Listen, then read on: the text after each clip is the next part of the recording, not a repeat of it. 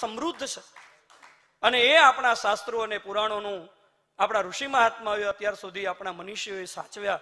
ત્યારે આપણા કથા જગતના આપણા મારા જેવા યુવાનોનું એક કર્તવ્ય બને કે શાસ્ત્રોને આપણે હજી બરાબર સુવ્યવસ્થિત રીતે, સુગ્રથિત રીતે એના મૂળ રૂપમાં એ શાસ્ત્રને આપણે સાચવીને રાખીએ. અને એના માટે આપણને આપણા વડીલો માર્ગદર્શન આપવા માટે તૈયાર છે. ત્યારે આજે આ શાસ્ત્ર અને સમાજ દર્શન એમનું એક એ વિષયને પ્રકાશિત કરવા માટે આપણા સૌના વડીલ અને આપણને સૌને જેમની પાસેથી માર્ગદર્શનની કાયમ અપેક્ષા રહે એવા કનૈયાલાલભાઈ ભટ્ટ રાજકોટ, એમનો પરિચય એ સ્વનામ ધન્ય છે.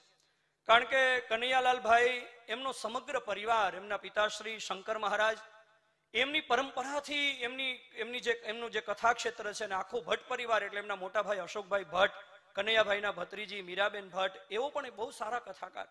અને કનૈયાલાલભાઈ એ શ્રીમદ ભાગવત, રામાયણ, દેવી ભાગવત, શિવ પુરાણ અને એનાથી વિશેષ ગણેશ પુરાણના પણ બહુ સારા વક્તા છે. થોડા સમય પહેલા આફ્રિકામાં એમનું ગણેશ પુરાણ હતું, ટીવી ચેનલની અંદર પણ એમનું ટેલિકાસ્ટ થયું હતું. તો કનૈયાલાલભાઈ ભટ્ટ અને સાથે સાથે 350 થી વધારે એવો કથા કરી ચુક્યા છે. કેવલ ભારત નહીં, લંડન, ઓસ્ટ્રેલિયા, આફ્રિકા, ઘણા બધા દેશોની અંદર એવો આપણા ધર્મશાસ્ત્રોનો પ્રચાર કથાના માધ્યમથી કરી ચુક્યા છે. એનાથી વધારે વિશેષ ગૌરવની વાત એ છે કે આપ સૌને ખ્યાલ છે, મહામંડલેશ્વર પૂજનીય કનકેશ્વરી માતાજી, એમના દ્વારા ઘણા વર્ષોથી આવો જ એક પ્રકલ્પ ચાલે છે, શ્રી સદગુરુ સારસ્વત સમારોહ. અને એ સારસ્વત સમારોહ અશોકનગરથી પ્રારંભ કરીને ખોખરા, હનુમાનધામ, ત્યાં પણ અત્યારે વર્તમાન સમયમાં દર વર્ષે એ સારસ્વત સમારોહ થાય છે. આ વખતે કોરોના મહામારીના હિસાબે સાયબર સદગુરુ સમારોહ હતો કે જેના માધ્યમથી મહાદેવભાઈ પણ એમાં જોડાયેલા. કનૈયાભાઈ એ સ્થાપક તરીકે કનકેશ્વરી માતાજી, પણ કનૈયાલાલભાઈ સદગુરુ સારસ્વત સમારોહના સંયોજક તરીકે એટલું બધું સુંદર સંયોજન કરે અને એવા ચુનંદા વક્તાઓને લઈ આવે અને વક્તાઓના માધ્યમથી એમને વિષય આપી અને સારસ્વત સમારોહને એટલો બધો સુગ્રથિત કરે. અને આ હું બહુ વફાદારી પૂર્વક કહું છું કે આ થોડું ઘણું સભાનું સંચાલન કરવાનું જો અમે શીખ્યા હોય તો સારસ્વત સમારોહના માધ્યમથી કનૈયાલાલભાઈ ભેગા રહીને અમે આ બધું શીખ્યા છે, જાણવાનું મળ્યું છે. એવા એક પ્રબુદ્ધ અને મનીષી વક્તા, રસસિદ્ધ પ્રવક્તા કનૈયાલાલભાઈ ભટ્ટ, એમને હું વિનંતી કરું કે એઓ મંચાસીન થઈ અને શાસ્ત્રો અને સમાજ દર્શન એ વિષયને પ્રકાશિત કરી અને એમના માધ્યમથી આપણને સૌને યુવાનોને એક સરસ માર્ગદર્શન મળે એવી હું હાર્દિક વિનંતી કરું છું. કનૈયાલાલભાઈ એમનું ભાવ પૂજન કરવા માટે થઈને હું કેપી સ્વામીને વિનંતી કરું કે એઓ કનૈયાલાલભાઈનું ભાવ પૂજન કરે અને ત્યારબાદ તેઓ એમના વિષયને પ્રકાશિત કરશે.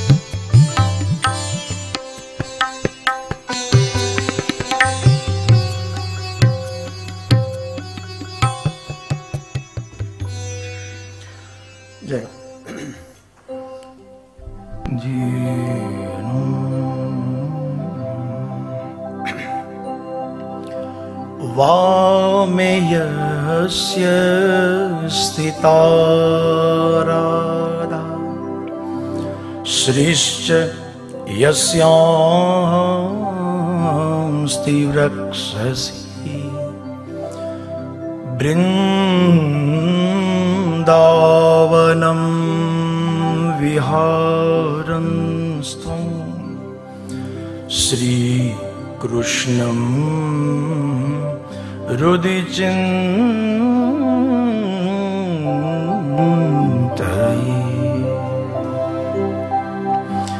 राधा भक्तिर हरिर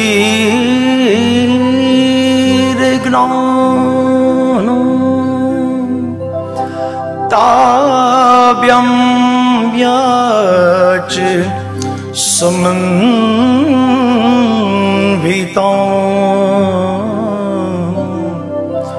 तां श्रीमद्भागवतीं गाथा वन्दे युगल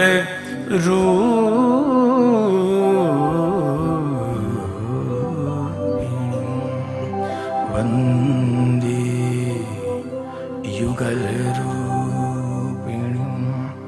श्री भागवत भगवान की जय।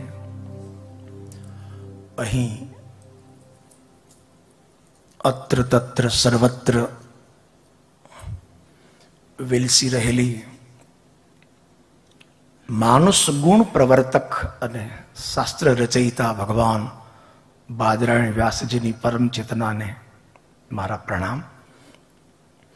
અને આ ચેતના જે દેહમાં જે શરીરમાં સુકૃત અને સાકાર થઈ છે એવા વ્યાસ કૃપા પાત્ર આપ સૌ ગ્રંથ ગુણ ગાયકોના ચરણમાં મારા પ્રણામ। એક ઉત્કૃષ્ટ વિચાર સાથે એક આદર્શ અને ગરિમાવંત આવું સુંદર આયોજન જેમને કર્યું એવા આપણા યુથ આઇકોન, આપણી યુવા ધરોહર કથા જગતની અને જેમના સ્તુત્ય કાર્ય માટે ખૂબ પ્રસન્નતા અભિવ્યક્ત કરી એવા તળિયેથી તાળવા સુધી જેમનામાં સખ્ય ભાવ અને સુહૃદ ભાવ છે એવા જિગ્નેશ દાદા, જ્યાંથી પણ એને જોઈએ તો સખ્ય ભાવ જોવા મળે। અને એક આપણું વિશિષ્ટ વિદ્યારત્ન વેદજ્ઞ વિદ્વાન ડૉક્ટર મહાદેવ પ્રસાદજી અને સૌ ગુરુજનો, કરુણા હૃદય ઉદારચિત સહજાનંદીય સંતો,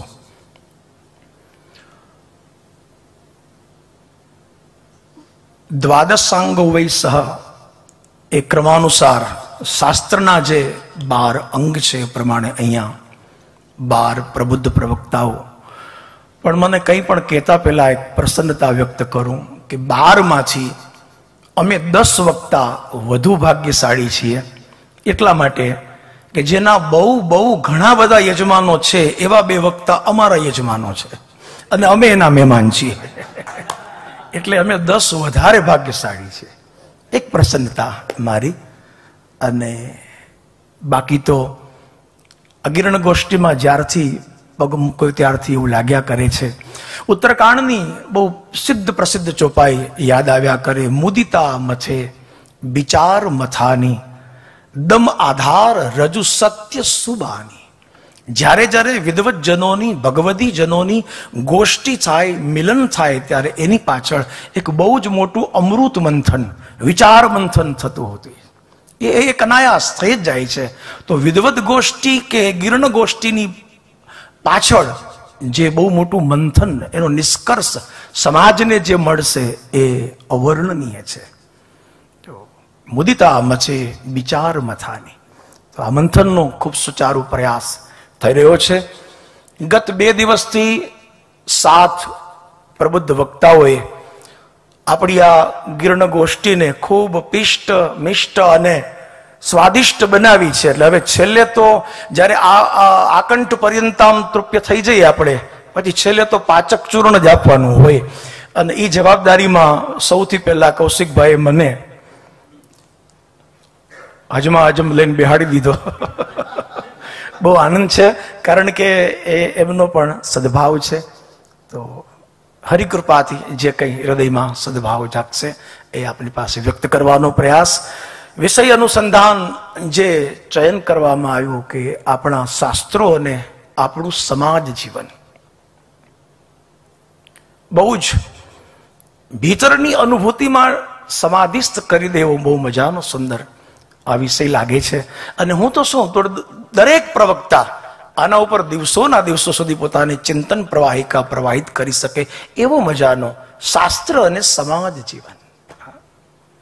આ તો વિષયોનું એક અનુસંધાન છે, બાકી કથા સ્વયં નિર્વિષયી છે. તો કથા ગંગધારા છે, હિમાલયના ઉત્તુંગ શિખર ઉપરથી વહેતી આ ગંગધારા, એને રસ્તાની જરૂર નથી, એ જ્યાં જાય ને રસ્તો બની જાય છે.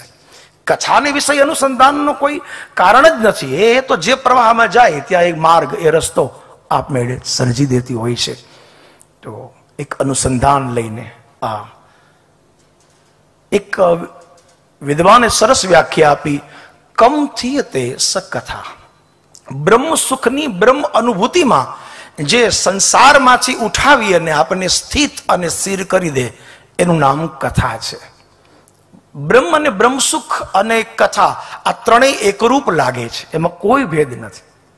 રામાયણ, અમારી વાતનું પ્રમાણ રામાયણમાં ગોસ્વામી તુલસીદાસજી મહારાજે પણ આપ્યું કે જથા અનંત રામ ભગવાના તથા કથા કીર્તિ સુબના.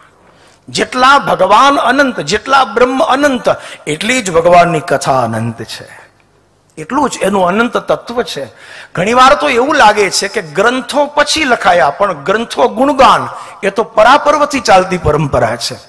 ગ્રંથો ક્યારે લખાયા એનો ઇતિહાસ કદાચ અશક્ય છે, પણ સંશોધનકારોએ હજી એનું તાળિયું મેળવવાનો પ્રયાસ કરે કે આ સમયથી આપણે કહેવાય છે કે સૌથી પહેલો આ દુનિયાનો ગ્રંથ ઋગ્વેદ, મહર્ષિ વેદવ્યાસજીએ સૌથી પહેલા કલમ ઉઠાવી. લખવું શું એ દુનિયાને ખબર નહોતી, ત્યારે સૌથી પહેલા કંઠસ્થ પરંપરાને ગ્રંથસ્થ કરવાનું શ્રેય વ્યાસજી ભગવાનને મળ્યું. આપણે કહીએ છીએ ને, વિશ્વના વિદ્વાનો, વિશ્વના બુદ્ધિમંત વિચારકો આને સ્વીકારે છે. પરંતુ કથા ક્યારથી શરૂ થઈ એનો કોઈ ઇતિહાસ, એનું કોઈ સાલ સંમત નથી. એ ભગવાન તથા કથા કીર્તિ, ભગવાન જેટલા અનંત છે એટલી જ કથા. ઘણી વાર તો એવું લાગે કે કથા જેનું કથન કરે છે એનું કથન કરી શકાય. ભગવાનની રામ કથા કરી શકીએ, શિવ કથા કરી શકીએ, કૃષ્ણ કથા કરી શકીએ, પણ કથાની કથા કરવી હોય તો બહુ અઘરું લાગશે. કથાની કથા, કારણ કે કથા પણ અનંત છે, એટલા માટે એની કથા કરવી. કારણ કે કથા એ કેવલ પ્રાસાદિક વિષય નથી, એ આસ્વાદક વિષય છે. કથા એ કથા કહેવી એ પ્રસાદ છે. આપણે કહીએ કે ગુરુ પ્રસાદ છે, ભગવત પ્રસાદ છે, અને કથા એ મોટું તો મહાદેવ પ્રસાદ છે. કારણ કે કથા જ ભગવાન મહાદેવજીનો પ્રસાદ છે. એ પ્રાસાદિક વાણી છે, પણ કથા એ આસ્વાદિક વાણી પણ છે. અમારે એક વિદ્વાન બહુ સરસ કહેતા હતા કે શ્રોતાના 3 પ્રકાર હોય. અમુક શ્રોતા છે એ આયોજક હોય છે, એને આયોજન જ કરવા ગમે, અને એનું પ્રમાણ આપણે અહીંયા જ્યાં બેઠા છીએ તે આપણા બળવંતભાઈ છે કે આ 2 દિવસ શું કામ, 7 દિવસ કરો, અહીંયા જ કરો, ક્યાંય ન જાઓ. અમુક શ્રોતા એવા છે જે કથા પ્રેમી, જે આયોજક વર્ગ છે.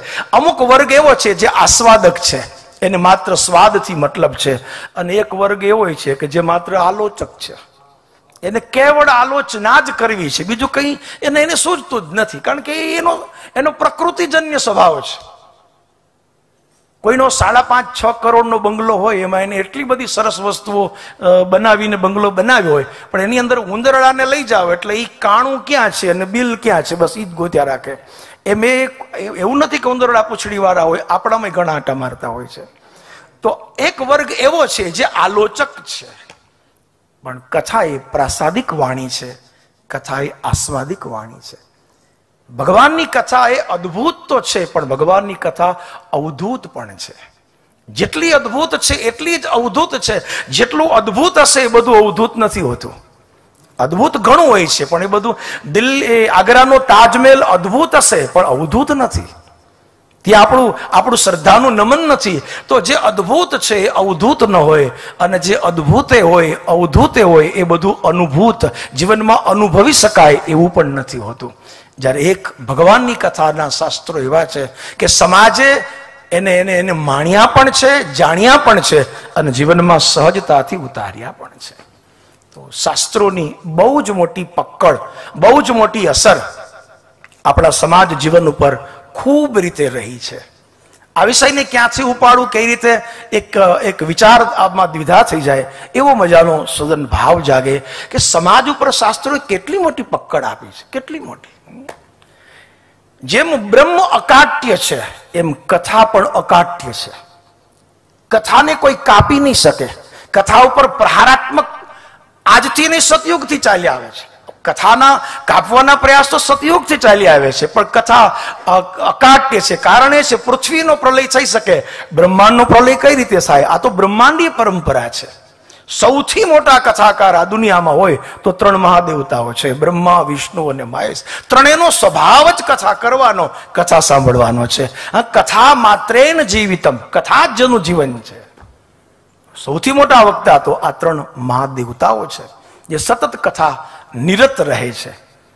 તો કથા એ બ્રહ્માંડી પરંપરા છે. એના ઉપર કથા એ ઉપહાર છે, પ્રહાર નથી. કથા એ હંમેશા સમાજ માટે ઉપહાર છે, પણ કથા ઉપર પ્રહાર આજકાલથી નહીં, ઘણા ટાઈમથી. મને ઘણી વાર એવું લાગે કે શિશુપાલ મરી ગયો, પણ શિશુપાલની 100 ગાળો હજી અમર છે. શિશુપાલ મરી ગયો પણ એની 100 ગાળો, જેમ શાસ્ત્રના સૂત્રો અવતાર લે, શ્લોકો અવતાર લે, વેદના મંત્ર અવતાર, તો ગાળો અવતાર ના લે, હજી લીધા જ કરે છે અને એ આવ્યા જ કરે છે. તો શિશુપાલ મર્યો પણ એની 100 ગાળો હજી એ દરેક યુગમાં એ પણ ચારો જુગ પ્રતાપ ઓયા જ કરે છે. તો એ આવ્યા કરે, કારણ કે એ કથા સાથે વણાયેલી વસ્તુ છે. એ કથા સાથે પ્રહારાત્મક ભૂમિકા. ક્યારેક ક્યારેક કેવું થાય કે રાજસુ યજ્ઞની આટલી મોટી સભામાં ભગવાન દ્વારિકેશ અને એને 100 ગાળો આપી, ત્યારે આ માણસની હિંમતને દાદ દેવી પડે અને એની કંઠસ્થીને દાદ દેવી પડે કે જેને 100 ગાળ કંઠસ્થ હતી. બાકી એ અશક્ય છે, પણ એ માણસ 100 ગાળ દે શક્યો, નો રિપીટ. તો એનું કારણ છે કે એને ક્યારેય કથા જ નથી સાંભળી. હકીકત એ છે શિશુપાલ જીવનમાં ક્યાંય જોવા નથી મળ્યું કે ક્યારેય કથા સાંભળવા નથી. પૂજ્યપાદ બ્રહ્મલીન સદગુરુદેવ ડુંગરે બાપજી કહેતા કે જેના જીવનમાં કથા નથી એના જીવનમાં વ્યથા અથવા તો જીવન વૃથા છે. કથા જ જીવનની પ્રથા બદલી શકે છે. સમાજની પ્રથાઓ પડેલી નથી, કથા એ પાડેલી છે. સમાજમાં જે પરંપરાઓ, જે પ્રથાઓ આપણે ત્યાં પડી છે, એના મૂળમાં આપણી ગ્રંથસ્થ કથાઓ છે. કથા જીવનની પ્રથા પાડે છે. તો એવી ભગવદ કથાએ સમાજને આદિ માનવમાંથી મહામાનવ બનાવ્યો. જેને કપડાં પહેરવાની ખબર નહોતી એવા જંગલિયત ભર્યા વિચારવાળા આદિ માનવને મહામાનવ બનાવવાના મૂળમાં કેવળ હિન્દુ ધર્મ નહીં, દુનિયામાં 4000થી વધારે ધર્મ પડાય છે, 7500થી વધારે સંપ્રદાયો હશે દુનિયામાં, પણ દરેકના મૂળમાં ભગવદ કથા અને શાસ્ત્ર ગુણાનુવાદ પડ્યો છે, જેને જ માનવીનો ઉત્કર્ષ અને ઉન્નતિ કરી છે. તો કથાનું એક સમાજ ઉપર બહુ જ મોટું યોગદાન અને પ્રદાન રહ્યું છે. ખેર, આપણે દુનિયાની વાત ન કરીએ તો આપણી ભારતીય પરંપરામાં જ્યારે નજર કરીએ છીએ ત્યારે હંમેશા એવું લાગ્યા કરે છે કે આપણા સમાજ માટે, આપણા રાષ્ટ્રના, આપણા સનાતન ધર્મના સમાજ માટે કથાએ 4 આલય હતી. 4 આલય હતી. સમાજ માટે સૌથી પહેલા તો કથા દેવાલય હતી.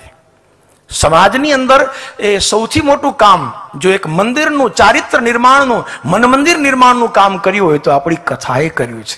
રામજીની મૂર્તિ આવી જ હોય, કૃષ્ણજીનું ચિત્રજી આવા જ હોય, ગિરિરાજનું સ્વરૂપ આવું જ હોય, એનું ચિત્રણ જો જગતને સ્પષ્ટ કર્યું હોય તો આપણી ગ્રંથસ્થ કથાઓએ કર્યું છે. તો કથાએ સૌથી મોટું કામ કર્યું છે દેવાલયનું. અને કેવલ શાબ્દિક ચિત્ર, કેવલ મનોચિત્ર નહીં, કથાએ જીવનને આદર્શો આપ્યા છે. જ્યાં સુધી સમાજ ગ્રંથથી યુક્ત હતો ત્યારે ગ્રંથિઓથી મુક્ત હતો. જ્યાં સુધી ગ્રંથ યુક્ત હતો ત્યારે ગ્રંથિથી મુક્ત. જ્યારથી ગ્રંથોથી દૂરી થઈ છે ત્યારથી સમાજમાં કેટલી બધી ગ્રંથિઓ આવવા લાગી છે. ગ્રંથોની સૌથી મોટું પદાર્પણ હતું કે સમાજને ગ્રંથિ નિર્મૂલન કરી અને ગ્રંથિ મુક્ત આપણો સમાજ ઊભો કરવામાં ગ્રંથનું સૌથી મોટું પ્રદાન હતું. એક સૌથી મોટી વિશેષતા હતી. ખેર, તો સમાજ માટે એક દેવાલય હતો, સમાજ માટે એક આદર્શ હતું. આ આપણી કથાઓ, આપણા ગ્રંથોનું ગાયન એ સમાજ માટે ઔષધાલય પણ હતું. કેવળ દેવાલય જ નહીં, પણ સમાજનું સૌથી મોટું ઔષધ સદગુરુ વૈદ ભવ ભીમ રોગ કે. તો સદગુરુ એ વૈદ હતા, ભગવદ નામ એ ઔષધ, એ ભેષજ હતો, અને ભગવાનની કથાનો મંડપ એ ઔષધાલય હતો. કથાનો પંડાલ એ ઔષધાલય હતો. શાસ્ત્ર એ ડોક્ટર ઓપરેશન થિયેટરમાં શસ્ત્રક્રિયા કરે અને કથામાં જે આવે એનું ત્યાં શસ્ત્રક્રિયા એ શાસ્ત્રક્રિયા થાય અને એની અનેક ગ્રંથિઓને ત્યાંથી નિર્મૂલન કરવામાં આવે. તો કથા એક સમાજ માટે સૌથી મોટું ઔષધાલય હતું. કેવળ દેવાલય નહીં પણ ઔષધાલય હતું. જાસુ નામ ભવ ભેષજ હરન ઘોર ત્રયશૂલ. કથાનું એક સૌથી મોટું પદાર્પણ એ હતું. ત્રીજી વાત એવું જોતા લાગે છે કે કથા અને શાસ્ત્ર ગાયન એ સમાજ માટે વિદ્યાલય હતું. અગાઉના સમયમાં ડિગ્રીઓ, યુનિવર્સિટીઓ એનો જે અત્યારે ક્રમ છે એ ક્રમ ત્યારે નહોતો. એનું કારણ કથા જ વિદ્યાલય હતી. જેને બહુ મોટી વિદ્યા મેળવી, વેદાધ્યન કરવું હોય એને જ ગુરુકુળમાં જવું પડે. તો બીજા સમાજને ગુરુકુળમાં જવું ન પડે એનું કારણ એની પાસે કથાઓ હતી, એની પાસે રામાયણ હતી, એની પાસે ભાગવત હતી, એની પાસે ગીતાજી હતી. એટલે એને ગુરુકુળમાં જવાની જરૂર જ નહોતી પડતી. એટલે સૌથી મોટું કાર્ય કથાનું હતું. સમાજમાં વિદ્યાલય, લોકોમાં સાત્વિકતાનો સહજ સંચરણ જે થતું હતું એ કથાઓ દ્વારા થતું. કથા એ સમાજ માટે દેવાલય હતી, ઔષધાલય હતી. કથા એ સમાજ માટે વિદ્યાલય હતી. અને કહેવા દો કથા જ સમાજ માટે સૌથી મોટી ન્યાયાલય હતી. કથા એ સમાજની સૌથી મોટી ન્યાયાલય હતી. અગાઉના સમયમાં કોર્ટ, કાયદાનું તો અસ્તિત્વ, કોન્સ્ટિટ્યુશન જે છે એ તો 1950 26 જાન્યુઆરીએ રચાયું અને એમાં બધા કંઈક 448 આર્ટિકલ 22 ખંડમાં રચાયા અને 1830. આ બધો એડવોકેટનો વિષય છે, મારો નથી, પણ આ ગૂગલમાં હું વાંચ્યું, કારણ કે ગૂગલ ધૂપ તો આપને બહુ બધું વાંચ. ત્યારે આ બધા આઈપીએસ કલમો લખાણી અને આ બધા આર્ટિકલ ને લખાણા. એ તો હજી 1950નો ઇતિહાસ છે. એના પહેલાનો જે કાળ, જેને આપણે રામરાજ્ય કહીએ છીએ, સુરાજ્ય કહીએ છીએ, અને આટલું સરસ વ્યવસ્થિત કાર્ય જે થતું હતું, તો શું કેવલ રાજાના ભયથી અથવા તો અમાત્યો, પ્રધાન કે બુદ્ધિમાન માણસોની વ્યવસ્થાથી? ના, શાસ્ત્રની કથાઓને કારણે સમાજમાં રામરાજ્ય, સમાજમાં સુરાજ્ય હતું. એ મોટામાં મોટું પ્રદાન કથાનું જે હતું તે કથા ત્યારે ન્યાયાલય હતી. લોકોને વ્યવસ્થિતતા, ન્યાયાલયતા એ જ આપતી. આજે પાછી વિશેષતા છે, આટલા કાયદાઓ છે છતાં કાયદાનું પાલન કરાવવા માટે શાસ્ત્ર ઉપર જ હાથ મુકાવવામાં આવે છે. કાયદાનું પાલન કરાવવા માટે તો શાસ્ત્ર, કારણ કે જજને ખબર છે કે આ કાયદામાં ખોટું બોલશે પણ ગીતા ઉપર હાથ મૂક્યા પછી ખોટું નહીં બોલે, રામાયણ ઉપર હાથ મૂક્યા પછી ખોટું નહીં બોલે. હા, એને કાયદાનો અમલ કરાવવા માટે પણ આખર તો શાસ્ત્રનો જ સહારો લેવો પડે છે. તો વિચાર કરો કેટલું મોટું ન્યાયિક કાર્ય આપણા ગ્રંથો અને કર્યું છે. એમ નહીં, હજી કરે છે. રામાયણની ચોપાઈ છે, ભયે અહી હોઈ જે આગે પ્રણવવું સકલ કપટ તજી ત્યાગે. જે થયા હાલ છે અને થવાના આ બધાને વંદન છે. આપણે ત્યાં અગણિત શાસ્ત્રો હતા છે અને હજી સર્જાશે જ, કારણ કે એનો અંત છે જ નહીં. જેટલા ભગવાન અનંત એટલી જ ભગવાનની કથા. તો સમાજની અંદર આપણા ગ્રંથોએ સૌથી મોટું એક પદાર્પણ આ પણ કર્યું છે, ન્યાયાલય જેવું કામ કર્યું છે. જ્યારે જેને જે પણ ન્યાય જોતો હતો ત્યારે કથાએ એને સુંદર મજાના ઉદાહરણો આપીને, સમાજને સુચારું પથ આપીને એક મોટું પદાર્પણ કર્યું છે. એનું મોટું પ્રમાણ છે કે આપણી કથાઓના હિસાબે પુરુષોના જીવનમાં રામ અને કૃષ્ણ આદર્શ હતા, સ્ત્રીઓના જીવનમાં ભગવતી સીતાજી અને માં ગૌરી પાર્વતી આદર્શ હતા. એટલે મને સાલ યાદ નથી પણ કેટલા વર્ષ સુધી ભારતમાં છૂટાછેડાનો કાયદો જ નહોતો. 1950માં જે કોન્સ્ટિટ્યુશન બન્યું એની અંદર બધા કાયદા હતા, પણ છૂટાછેડા એ આપણા માટે એક નવાઈની વાત હતી. એ વળી શું, એ કાયદો જ નહોતો, એ તો પછી એને ઉમેરવો પડ્યો, કારણ કે આ વ્યવસ્થા શાસ્ત્ર નિર્મિત હતી. આપણો આદર્શ ભગવતી જાનકી હતા, આપણો આદર્શ સતી શિરોમણી એ મહાસતી અનુસૂયાજી હતા. પરિણામે આ બધા કાયદાઓ હતા જ નહીં, શાસ્ત્ર જ ન્યાયાલય હતું. તો 4 આલય દ્વારા સમાજને સુગ્રથિત, સુવ્યવસ્થિત રામરાજ્ય તરફ લઈ જવાનું સૌથી મોટું કાર્ય આપણા ગ્રંથોએ, આપણા શાસ્ત્રોએ બહુ સારી રીતે સુચારું નિભાવ્યું છે. તો એને પરિણામે સમાજને ઘણી બધી એનું પદાર્પણ મળ્યું છે. બીજી વાત જે મને વિચારમાં આવી છે કે આપણા આટલા બધા ગ્રંથો કે જેને કોઈ ગણી જ ન શકે.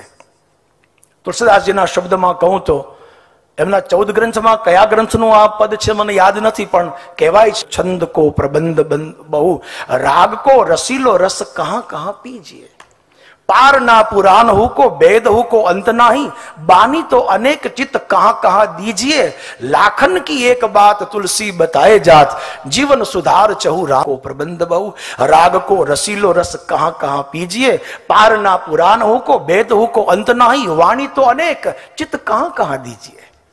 आ तुलसीदासजी महाराजનો છેલ્લો નિચોડ અને પછી છેલ્લે અમને એનો સાર એટલો જ કર્યો સ્વામી તુલસીદાસજીએ, કલિકાલ સર્વજ્ઞ તુલસીદાસજીએ આ ધરાતલ આ મહિતલ ઉપરથી વિદાય લીધી. તો એની અંદર પણ પ્રમાણ આપ્યું કાવ્ય કી કલા અનંત, કેટલા બધા કાવ્યો છે, કેટલા બધા ગ્રંથો છે. પૂજ્યપાદ બ્રહ્મલીન કૃષ્ણશંકર દાદાજી કર ઇન્સ્ટિટ્યૂટ છે કે જે ગ્રંથો ઉપર બહુ સારું રિસર્ચ, હસ્તપ્રતો સૌથી વધારે ત્યાં જોવા મળે છે. એવી ભાંડારકર, એમની પાસે આજની તારીખમાં રામાયણની 200 હસ્તપ્રતો છે. આટલી આટલી રામાયણો લખાણી, આટલા આટલા ગ્રંથોની ટીકાઓ લખાણી.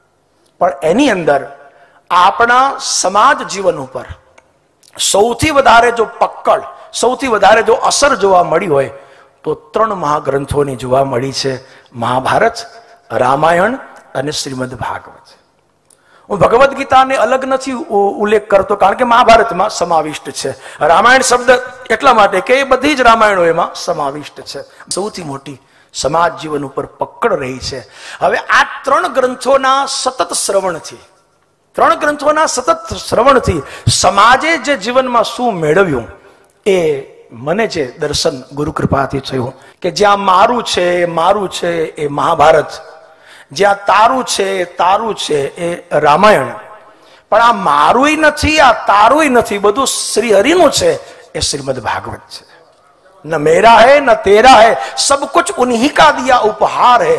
તો આ આજે સાક્ષી ભાવ ઉભો કરે એ શ્રીમદ ભાગવત છે. એ 3 ગ્રંથોની એક વિશેષતા છે.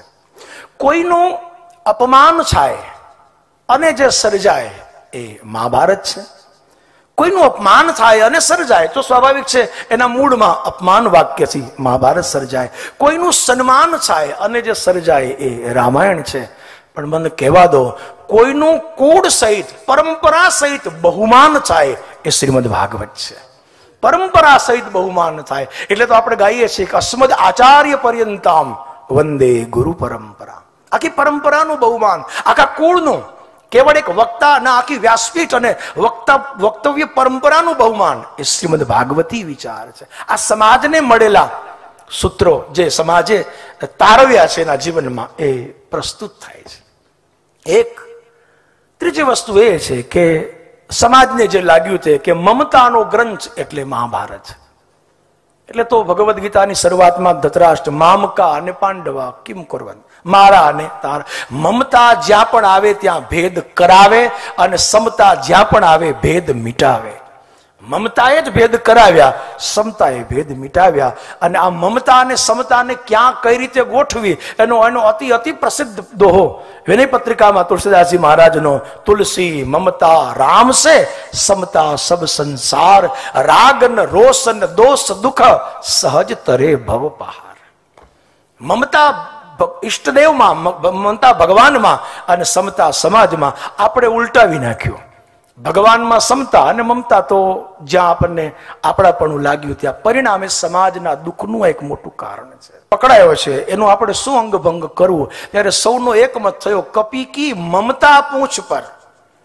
વાંદરની મમતા પૂંછ છે. હનુમાનજી મનમાં હસ્યા કે હું વાનર જ નથી, હું તો વાંદરાકાર વિગ્રહ પુરારી છું, હું તો શંકર સુવન છું, એટલે મારી મમતા તારી મમતા તો એવી જલશે. અને જેને જેને મને આપ્યું છે હું કોઈનું રાખતો નથી, જેને જેને મને જે આપ્યું છે હું કોઈનું રાખતો નથી, વ્યાજ સહિત બધાને હું પાછું આપવાનો છું. તમે મારી મમતાને જલાવા આવ્યા, પણ મારી મમતા તો તુલસી મમતા રામ સે સમતા સબ સંસાર. તો આપણા શાસ્ત્રોએ, સમાજે જે, એવું નથી કે મહાભારત એટલે મમતાનો જ ગ્રંથ, પણ સમાજને જે લાગ્યું એ દર્શન કરાવવા હું પ્રયાસ કરું છું. તો મમતાનો ગ્રંથ એને માન્યો. સમર્પણ સમર્પિતતાનો ગ્રંથ એટલે રામાયણ લાગ્યો કે જેમાં સમર્પણની સ્પર્ધા છે. હું આપું હું એના કરતા કંઈક વિશેષ આપું, સમર્પણની સ્પર્ધા. ગઈકાલે અમારે ઈશ્વરભાઈ યાદ કર્યા શ્રીનાથજી મિશ્રા, વારાણસીના વિદ્વાન.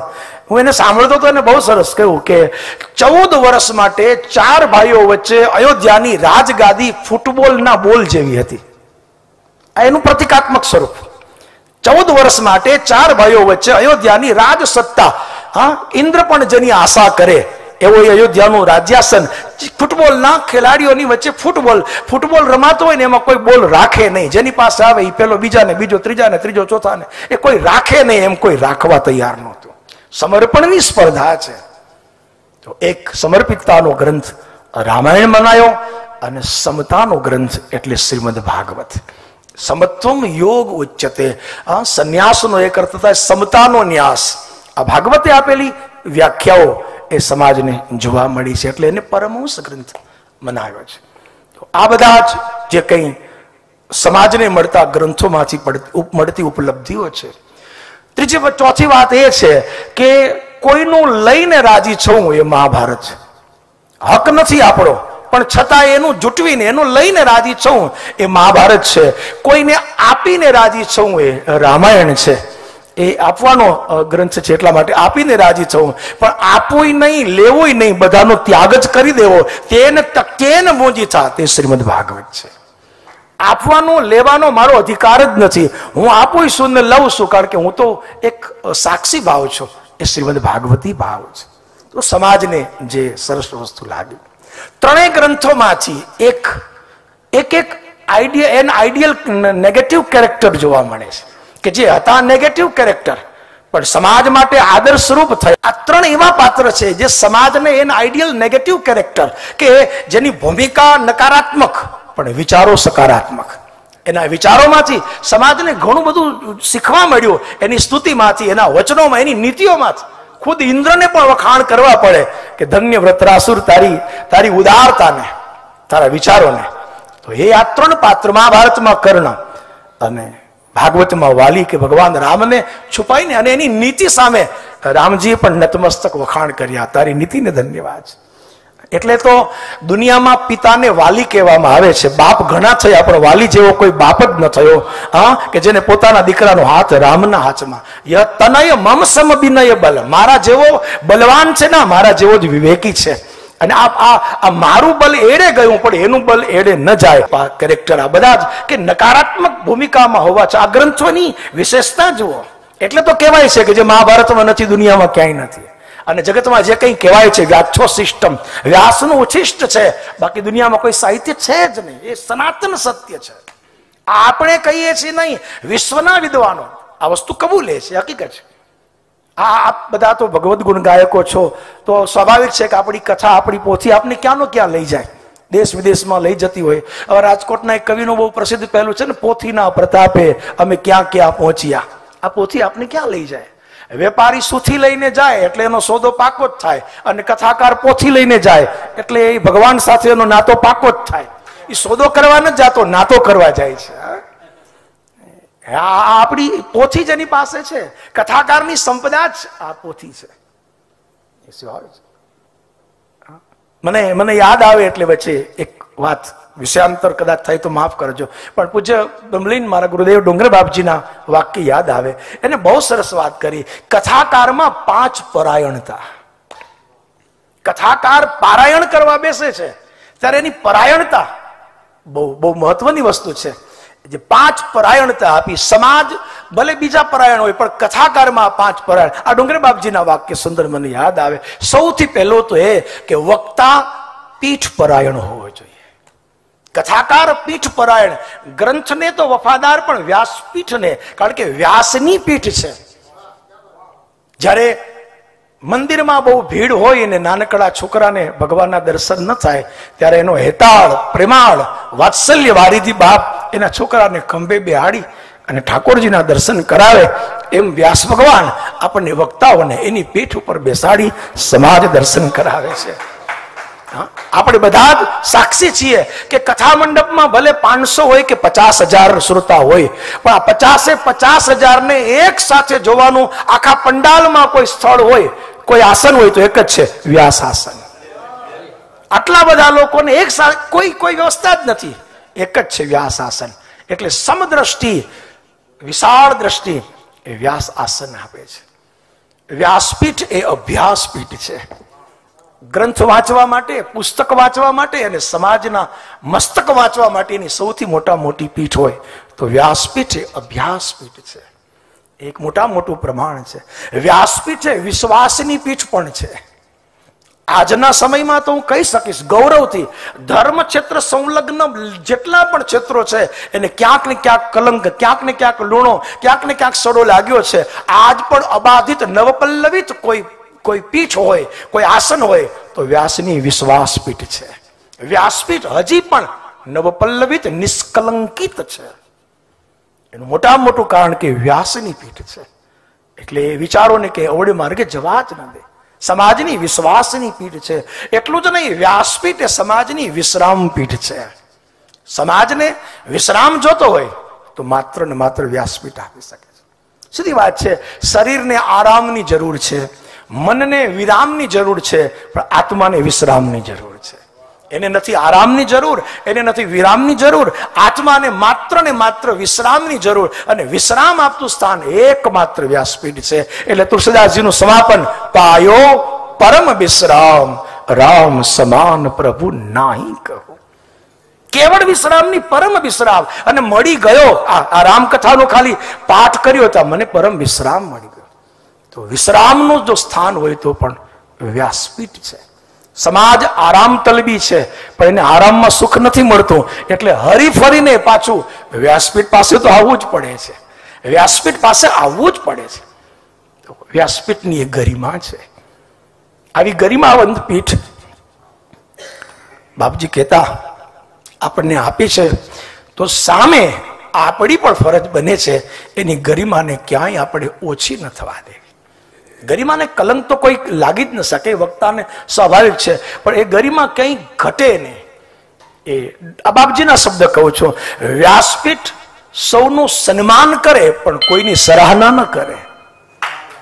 વ્યાસપીઠ સન્માન કરે પણ સરાહના ન કરે. વ્યાસપીઠ પૂજા કરે પણ પ્રશંસા ન કરે. વ્યાસપીઠ વંદન કરે પણ વખાણ ન કરે, કારણ કે વ્યાસપીઠ છે. અને આવું કરીએ તો વ્યાસપીઠ શ્રાપ ના આપે પણ શરમાય જરૂર. એ શ્રાપ ના, કારણ કે એ તો આશીર્વાદની પીઠ છે, પણ શરમાય જરૂર કે બેટા મેં તને ક્યાં બેસાડ્યો અને તું શું કરે. તો એને જે ગરિમા આપી છે એ ગરિમાનું ગૌરવ અબાધિત જળવાય, એક મોટી વસ્તુ છે. વ્યાસપીઠના 4 પાયા છે. એમાં સૌથી પહેલો પાયો છે વિનમ્રતા. વ્યાસપીઠના 4 પાયામાં પહેલો પાયો છે વિનમ્રતા. બીજો પાયો છે વૈષ્ણવિતા. વૈષ્ણવિતાને હું કેવલ સાંપ્રદાયિક શબ્દમાં નહીં આચરી શકું, આપ સૌ સમજી શકો છો. હા, અને વૈષ્ણવ આ દુનિયામાં સૌથી પહેલો વૈષ્ણવતા નરસિંહ નગરીના જુનાગઢમાં થયેલો નરસિંહ મહેતા છે. મહાપ્રભુ વલ્લભાચાર્યજી અમારા નયનભાઈ બેઠા છે, એમનું પ્રાગટ્ય વિક્રમ સંવત 1535 થયું, પણ નરસિંહ મહેતા તો 1472 થયા. હજી મહાપ્રભુ વલ્લભાજીનું ધરાવતરણ મને કહેવા દો. આ તો એક ઐતિહાસિક વિષય છે. તુલસી, સુરદાસ, મીરા, કબીર, રહીમ, આ બધા જ મહાપ્રભુ વલ્લભાચાર્ય, આ બધા હજી ધરાતલ મહિતલ ઉપર પધારે પહેલા જુનાગઢનો નરસિંહ મહેતો દામોકુંડની પાળે બેસીને બોલી ગયો, વૈષ્ણવ જન તો તેને કહીએ પીડ પરાઈ જાણે રે. ભગવદ્ ગીતાના 18 અધ્યાય 18 અને નરસિંહ મહેતાના ભજનમાં ગણજો, વૈષ્ણવોના ગુણ પણ 18 છે. પીડ પરાઈ જાણે થી લઈ ભણે નરસૈયો તેના દર્શન કરતા કુળ 71 તાર્યા, 18 લક્ષણો. તો હજી મહાપ્રભુ વલ્લભ પ્રગટ્યા નથી, પેલા આને કહી દીધું કે વૈષ્ણવ જન તો તેને કહીએ. ખેર, હું કહેવાય માંગુ છું કે વ્યાસપીઠનો બીજો પાયો વૈષ્ણવિતા છે. વ્યાસપીઠનો ત્રીજો પાયો વિપ્રતા છે. વ્યાસપીઠનો આ સનાતન સત્ય, વ્યાસપીઠનો ત્રીજો પાયો, એને તમે જ્ઞાતિત સ્વરૂપમાં લો કે એને તમે પ્રતિકાત્મક સ્વરૂપમાં લો, વિપ્રતા વગર, વિપ્રતા, સુચિતા, પવિત્રતા વગર આ વ્યાસપીઠ કોઈ દી શોભે જ નહીં. બ્રાહ્મણનું શરીર હોય કે ન હોય એને કદાચ આપણે બીજા ક્રમમાં મૂકીએ, પણ બ્રાહ્મણપણું તો અનિવાર્ય છે.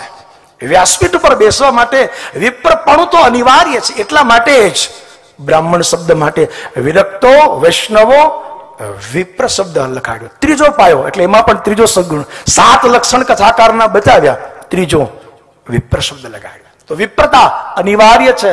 અને ચોથો પાયો છે એ છે વિદવત્તા. વિદવત્તા તો ચોથો પાયો છે. એનો અર્થ એ છે કે કદાચ વક્તા વિદવત્તા કુશળ ના પણ હોય. ચોથો પાયો એટલા માટે રાખ્યો છે કે એ વક્તા તારી કથા શ્રોતાઓને પ્રભાવિત કરવા માટે નથી, શ્રોતાઓને પ્રભુ ભાવિત કરવા માટે છે. તારી કથા એ કોઈને આંજી નાખવા માટે નથી, શ્રોતાઓના મનને માંજી નાખવા માટે છે. આપણે તો આમ જોઈએ ને તો આપણું કામ વાસણ ઉટકવાનું જ છે. આપણું કામ વાસણ ઉટકવાનું જ છે. અને કામવાળી વાસણ ઉટકીને પાછી પ્રેમથી વહી જાય એમ આ 7 દિવસ સુધી કોઈ જે મનના વિકારો છે એ બધાને ઉટકીને પ્રેમથી ચાલ્યા જવાનો છે. પણ એક ફાયદો એ છે, આપણે કપડાં ધોઈએ ને તો કપડાનો મેલ તો જાય, પણ આપણી હથેળી જુઓ એ એના કરતા શુદ્ધ થઈ જાય છે. કપડાનો મેલ તો જાય પણ આપણી હથેળી શુદ્ધ થઈ જાય છે, કારણ કે એ ધોવાનો ગુણ છે. તો કોઈના ચિત્તને નિર્મલ કરવા જઈએ તો નિર્મલતા આપણને સહજ મળે છે. તો વક્તા પીઠ પરાયણ હોય. બીજો, વક્તા પોથી પરાયણ હોય. બ્રાહ્મણની 4 સંપદા શાસ્ત્રકારોએ બતાવી. કૃષ્ણ આસિદ સખા કશ્ચિદ બ્રાહ્મણો બ્રહ્મવિદ, આ બધો પ્રસિદ્ધ શ્લોક આપ જાણો છો. તો બ્રહ્મવિદ કઈ? તો મહાપુરુષોના પાસે જે સાંભળ્યું, સંધ્યા, શિખા, ડાબા ખંભે સૂત્ર અને ગળામાં શાસ્ત્રના શ્લોક, આ સાચી 4 બ્રહ્મ સંપદા છે. આ બ્રાહ્મણની 4 સંપદા છે. આ 4 સંપદાથી વિભૂષિત જે બ્રાહ્મણ હશે એ જ વિદ્વાન સર્વત્ર પૂજ્યતે. બ્રાહ્મણની 4 સંપદા. સંધ્યા ક્યારેય ચૂકી ન જાય, પોતાના જીવન ક્રમમાંથી ક્યારેય, બીજું બધું ભલે ચૂકાય, ભોજન ચૂકાય પણ ભજન ન ચૂકાય. સંધ્યા, શિખા, સૂત્ર અને ગળામાં શાસ્ત્ર, આ 4 સંપદા છે. તો પોથી આપણી સંપદા. જેમ નરસિંહ મહેતાએ કહ્યું, ગ્રંથમાં ગોપીચંદ, એ આ ગ્રંથ એ જ મોટો ગ્રંથ છે. ગ્રંથથી મોટું કોઈ ગ્રંથ નથી સજ્જનો. સૌથી મોટી એ સંપદા પોથીજી છે. તો પીઠ પરાયણ હોય, પોથી પરાયણ હોય અને વક્તા પ્રજ્ઞા પરાયણ હોય. બુદ્ધિ અને પ્રજ્ઞા નજીકના શબ્દ લાગે છે, પણ બંને વચ્ચે ઘણો મોટો તફાવત છે. આમૂલ તફાવત છે, બહુ જ મોટો. હા, બુદ્ધિ ભણવાથી, શિક્ષણથી અથવા અભ્યાસથી, ટ્યુશનથી ક્રમિક મળે છે. જય હો. પણ પ્રજ્ઞા છે તો કેવલ શાસ્ત્રોના અધ્યયનથી જ મળે છે. તો એટલે જો બીજા આ આપણે કથાકાર જે છે ને એની જેમ બીજા ઘણાને કાર લાગે છે. કથાકારને જ કાર લાગે છે એવું નથી. ચિત્રકાર, કલાકાર, શિલ્પકાર, સંગીતકાર, સાહિત્યકાર, આ બધા કાર છે. પણ એ જે રજૂ કરે એને પરફોર્મન્સ કહેવાય છે. વાહ, ગુડ પરફોર્મન્સ, અને એની ક્રેડિટ મળે. હા, એ પરફોર્મન્સ છે. અને પરફોર્મન્સનો સીધો અર્થ છે પ્રદર્શન. પરફોર્મન્સનો સીધો અર્થ છે પ્રદર્શન. જ્યારે કથાકાર સુચારુ કથા કરે, સુંદર કથા કરે, એ પરફોર્મન્સ નથી, એ પ્રદર્શન નથી, એ ભગવાનનું સુદર્શન છે. એ પ્રદર્શન નથી, એ સુદર્શન છે. એને પ્રદર્શન, એને પરફોર્મન્સ ન કહી શકાય. એટલે તો એ કાર હોવા છતાં પણ એનો સાક્ષાત્કાર કંઈક જુદો છે. એનો સાક્ષાત્કાર કંઈક જુદો છે. હા, એ રામકિંકરજીને કોઈએ પૂછ્યો કે કથાકારની છેલ્લી સફળતા કઈ, કથાકારની અંતિમ સફળતા કઈ? કે કથાકારમાંથી કાર શબ્દ નીકળી જાય, એ કથા ગાતા ગાતા એની જ કથા જીવનમાં ગવા લાગે, બસ એ કથાકારની છેલ્લી સફળતા. એનો કાર નીકળી જાય, એને સાક્ષાત્કાર થઈ જાય, એ સૌથી મોટી સફળતા છે. તો પ્રભુ પરાયણ, એ પીઠ પરાયણ, પ્રજ્ઞા પરાયણ અને કથાકાર પ્રેમ પરાયણ, એટલે પ્રેમથી કથાનું ગાયન કરીએ. કદાચ ક્રમને સચવાય એ વાત સાચી વાત છે, પણ ક્યારેક એવું બને તો કથાકારને છૂટ છે. એક વિદ્વાન બહુ સરસ બોલ્યા કે ભલે હું કથા ન કહી શકું અથથી ઇતિ સુધી, ભલે હું કથા ન કહી શકું અથથી ઇતિ સુધી, પણ લઈ જઈશ જરૂર પ્રતીતિ સુધી. લઈ જઈશ જરૂર પ્રતીતિ. અને જાને બીનું ન હોય પ્રતીતિ, બીનું પ્રતીતિ હોય નહીં પ્રીતિ. એ પ્રતીતિ સુધી લઈ જવું એ કથાકારનું પ્રધાન કાર્ય છે. તો એના પરાયણ હોય. અને છેલ્લે વક્તા પ્રભુ પરાયણ હોય, કારણ કે પીછીમાં હોય તો દિવાલમાં લાગે. હા, વિંધેલો બીજાને વિંધે. ભગવાને ગીતા ગાય એટલા માટે કે એને 700 બાણથી પહેલા અર્જુનને વિંધ્યો, પછી કીધું કે હવે મંડ વિંધવા, આંખો બંધ કરીને કોઈને છોડતો જ નહીં. વિંધેલો વિંધે, તે વિંધાયો એટલે બીજાને વિંધી શક્યો. તો કથાકાર પ્રભુ પરાયણ હોય. આ 5 પરાયણતા પૂજપાત ડોંગરી બાપજી કહેતા. હું કહેવાનો છેલ્લો સમાપનમાં એટલું જ કહીશ કે ગ્રંથો એ સમાજ માટે દેવાલય હતા, ગ્રંથો એ સમાજ માટે વિદ્યાલય હતા, ગ્રંથો એ સમાજ માટે ઔષધાલય હતા, ન્યાયાલય હતા. અને એટલે જ પીબત ભાગવતમ રસમાલયમ, કારણ કે રસમાલયમાં બધા જ આલય સમાવિષ્ટ છે. સમાજ માટે સૌથી મોટી આ ગ્રંથોની પકડ છે. અને આપણે કંઈક પૂર્વના પુણ્યશાળી છીએ કે ભગવાને આપણને બીજી કોઈ ઉપાધિ આપી કે ના આપી, પણ આપણને ગ્રંથ ગુણગાયક બનાવ્યા. બસ આનાથી મોટું સન્માન બહુમાન જીવનમાં હોઈ જ ન શકે. એ જ મારી પ્રસ્તુત ભાવના સાથે આપ સર્વ ભગવદી ચરણોના હૃદયમાં વંદના કરી મારી વાણી વંદના કરું છું.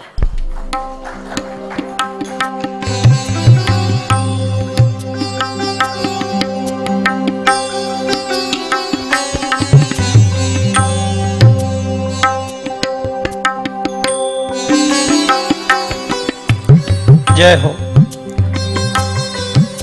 देवालय, औषधालय, न्यायालय, विद्यालय, अवधूत, अनुभूत, अद्भुत, आयोजक, आस्वादक, आलोचक, मूळथी मूर्खथी मूर्धन्य सुधी, पागलथी परमहंस सुधी અને ગાંડાથી ગુણાતીત સુધી આટલું પદલાલિત્ય જો કોઈ કથાકારમાં હોય તો એ કનૈયાભાઈમાં છે. એ આ પદ લાલિત્યના માલિક છે. નવનીત પ્રિય શાસ્ત્રીજી અને કૃષ્ણશંકર દાદાજી આપણને યાદ આવે. એમનું જે પદ લાલિત્ય, દાદાજીનું એક વાક્ય હતું. હા, સવાલ જ નથી. પદ લાલિત્ય દાદાજી નું એક બહુ સરસ વાક્ય, ભટકતા મને પણ ભક્તિની નિકુંજમાં ભટકતા ભગવાનને ભજવાનું ભૂલતા નહીં. ભક્તિની નિકુંજમાં ભટકતા ભગવાન ક્યાંક ભટકાઈ જશે. આટલું સુંદર પદલાલિત્ય દાદાજી, નવનીત પ્રિય શાસ્ત્રીજી પછી કનૈયાભાઈમાં જોવા મળે. અને આપણને ખૂબ સરસ આપણા યુવા જગતને બહુ મોટું માર્ગદર્શન મળે. એટલું સુંદર એમનો જો વિષય જ એટલો બધો દિવ્ય કે આપણા શાસ્ત્રોએ આપણને કેટલું મોટું પ્રદાન કર્યું. શ્લોક વાર્તિકમાં કુમારીલ ભટ્ટ એ શાસ્ત્રની વ્યાખ્યા આપે છે. શાસનાત સંશનાત શાસ્ત્ર શાસ્ત્રમિત્ય વિધીયતે. શાસ્ત્રનું બે કામ છે. એક શાસન કરે અને બીજું શમસન કરે. શમસન એટલે વર્ણન અને શાસન એટલે આજ્ઞા. જે આજ્ઞા અને વર્ણન બંને જે કામ કરે છે એ આપણા શાસ્ત્ર. આજ્ઞા બે પ્રકારની બતાવી, વિધિરૂપ અને નિષેધરૂપ. અસતોમાં નિષેધરૂપ આજ્ઞા છે, સદગમય વિધિરૂપ આજ્ઞા છે. તમસોમાં તો અંધકાર તરફ ન જાય, નિષેધરૂપ આજ્ઞા છે. જ્યોતિર્ગમય પ્રકાશ તરફ ગતિ કરે, વિધિરૂપ આજ્ઞા છે. એવી એટલું સુંદર રીતે આપણને આ શાસ્ત્રનું સમાજ ઉપરનું જે પ્રભુત્વ અને કથા દ્વારા વ્યથા જીવનની કઈ રીતે દૂર થાય એ ઉપર કનૈયાભાઈએ ખૂબ સરસ આપણને કનૈયાલાલભાઈએ ઉદ્બોધન કર્યું. એમના ચરણોમાં વારંવાર વંદન અને આવું માર્ગદર્શન અમને બધાને વારંવાર કરતા રહેજો એવી એક હાર્દિક વિનંતી સાથે. મને ગાય અને વાછરડા પ્રાપ્ત થાય એ બેનું રક્ષણ કરનારો હું બનું. સાંપ્રત સમયને પણ ઉલ્લેખ કર્યો છે એને. અને એનાથી પછી રસસ ચમે. મારે ગાયના દૂધમાં તત્વો જાજા છે, પણ જો અણુ વિકિરણનો જો પ્રતિરોધક કોઈ તત્વ હોય તો સ્ટોનસિયન તત્વ છે. તમારી બુદ્ધિની વૃદ્ધિ કરનારું તત્વ હોય તો સેરોબ્રોસાઇડ છે, એજિનિન, હિસ્ટિડિન. તમે કોણ છો? અને ત્યાં હનુમાનજી મહારાજે એમને કીધું કે ભાઈ હું હનુમાન છું. ને પછી એને ભીમને આશીર્વાદ આપ્યા ને દ્રૌપદી. તો ભીમનું એક વ્યક્તિત્વ, એક આદર્શ પાત્ર કે એમણે દ્રૌપદી માટે અને એક નિર્વિકારી પતિ એટલે હિડિંબા જયારે રૂપ સુંદરીનું રૂપ ધારણ કરીને આવી ત્યારે ભીમે એની સામું પણ નહોતું જોયું. ભુવન સુંદરી બનીને આવી હતી છતાં એની સામું નહોતું જોયું. કાન રસિયો રૂપાળો રંગ રેલિયો ફેર જાવ ગમતું નથી. કાન રસિયો